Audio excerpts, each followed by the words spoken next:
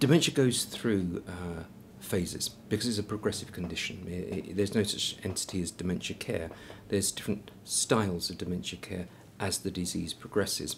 And so very crudely, you've got the beginnings, which is really saying dementia is a memory disability, that somebody can function perfectly well, but their memory is not as good as it used to be. Eventually, what will happen is with those memory problems combined with problems of thinking, speech, they'll become increasingly more dependent. And at that point, they're probably not knowing what's going on around them. So they can become very anxious and distressed. What comes next is the severe phase where you get gross dependency. The person is passive, they're not as agitated, but they're totally reliant on the person who's caring.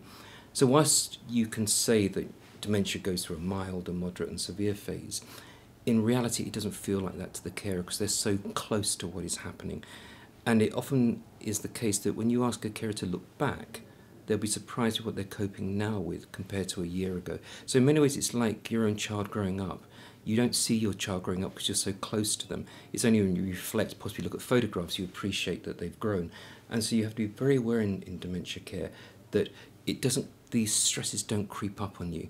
You've got to be actually sometimes take a step back and say, look, how well am I doing? What was life like 3 months ago?